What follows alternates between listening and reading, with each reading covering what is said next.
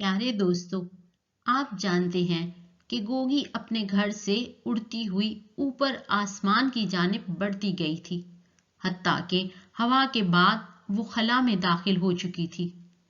بعد ازاں خلا میں چکر کاٹتے کاٹتے وہ ایک سیارے کی سطح سے ٹکرائی تھی اور پھر وہاں اپنے قدم جمانے میں کامیاب ہو چکی تھی۔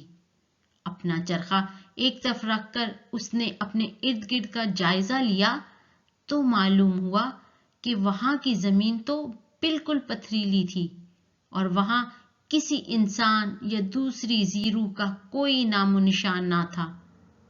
دیکھتے ہیں کہانی چندا ماموں اور چرخے والی بڑیا کے اس آخری پارٹ میں کہ گوگی وہاں اکیلے کیا کرے گی۔ کچھ ہی دیر میں گوگی اپنے قدم پوری طرح اس سیارے کی پتھریلی سطح پر جمانے کے قابل ہو گئی۔ اب وہ اپنے قدموں پر آسانی سے کھڑی تھی، ساتھ ہی ہاتھ میں پکڑا ہوا چرخہ اور اس میں لگا ہوا سوت بھی اس نے قریب رکھ دیا۔ وہ مبہوت کھڑی اس بے آب و گیا وادی کا جائزہ لینے لگی۔ وہاں وہ بالکل اکیلی تھی۔ دور و نزدیک کسی چرند پرند، انسان و حیوان اور نباتات کا کوئی نام و نشان نہ تھا۔ وہ اپنے چرخے سمیت ایک خالی چٹیل میدان میں موجود تھی۔ کچھ دیر اپنے اوزان بحال کرنے کی کوشش میں وہ خاموش اور ساکت کھڑی رہی۔ اوزان بحال ہونے کے بعد اس نے دوبارہ پرواز کی کوشش کی، مگر اب کی بار وہ ٹس سے مس نہ ہو سکی۔ اس کے پاؤں پرواز کے لیے میدانی سطح سے اوپر نہ اٹھ پائے۔ اب اس میں پرواز کرنے کی قوت و طاقت ہرگز موجود نہ تھی۔ اسے خیال آیا کہ یہ سب کچھ تو مشروب پینے کے بعد ہوا تھا اور شاید اب یہاں پہنچ کر مشروب کا اثر زائل ہو چکا ہے، لہذا وہ کیوں کر پرواز کر سکتی ہے۔ گوگی نے بیٹھ کر بچوں کی طرح رونا شروع کر دیا۔ اب کچھ بھی اس کے بس میں نہ تھا۔ وہ ایک اجنبی سرزمین یا سیارے پر تنہا اپنے چرخے کے ساتھ اپنے اہل خانہ سے دور آ چکی تھی، جہاں کوئی اس کی مدد کرنے والا نہیں تھا۔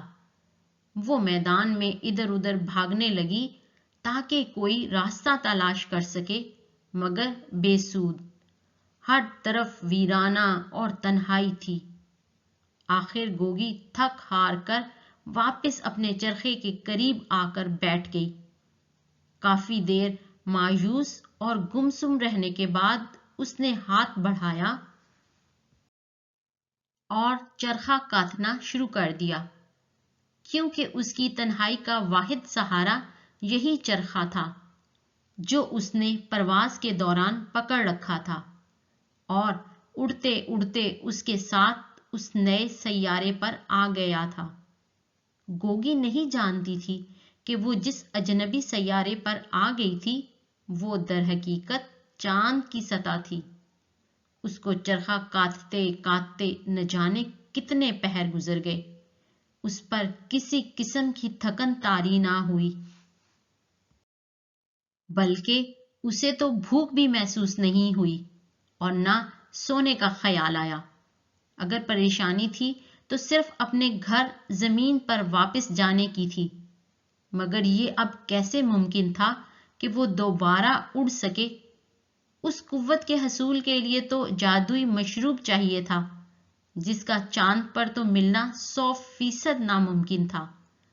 گوگی کو اپنے لالچ اور غلطی پر شدید پچھتاوا تھا، مگر اب کچھ نہیں کیا جا سکتا تھا۔ واپسی کا تو سوال ہی نہیں پیدا ہوتا تھا۔ دن رات کی اسی شدید پریشانی نے گوگی کو نیند اور بھوک سے بے نیاز کر دیا۔ اس بے آب و گیا سطح پر نہ تو کوئی انسان تھا کہ بات چیت ہو سکے اور نہ زمین کی زندگی جیسے معمولات کہ زندگی کا کوئی مقصد ہو۔ گوگی وہاں تنہا اور فارغ تھی اور سوچتی رہتی کہ کاش وہ کسی طرح واپس جا کر چونگ لی سے اپنی غلطی کی معافی مانگ لے۔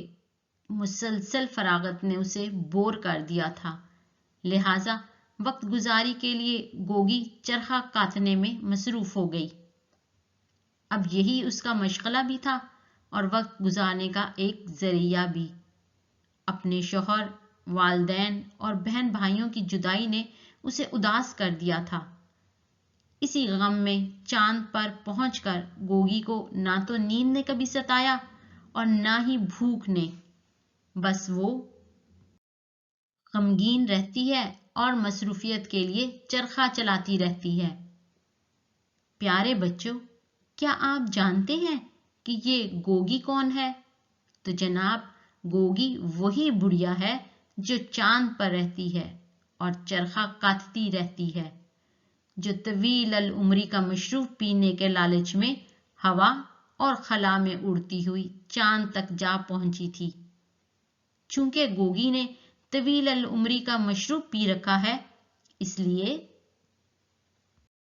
ابھی تک زندہ ہے، البتہ وہ خاصی بوڑھی ہو چکی ہے، اور ویسے بھی اب اسے مشروب پیے ہوئے ہزاروں سال بیت چکے ہیں، اور ہزاروں سال گزرنے کے باوجود نہ صرف ابھی تک زندہ ہے بلکہ چاند پر بیٹھی ہر وقت چرخہ کاٹتی رہتی ہے اور اپنے گھر والوں اور اہل زمین کو یاد کر کے گیت گاتی رہتی ہے۔ ہمیں امید ہے کہ آپ بچوں میں سے جو بڑے ہو کر خلا باز بنیں گے، وہ چاند پر جا کر اس بڑھیا کو ضرور زمین پر لے آئیں گے، تاکہ وہ باقی کی زندگی زمین پر آ کر انسانوں کے درمیان بسر کر سکے۔ دوستو، آپ سے ریکویسٹ ہے، ویڈیو کو لائک اور اپنے فرینڈز کے ساتھ شیئر کریں اور چینل کو ضرور سبسکرائب کریں۔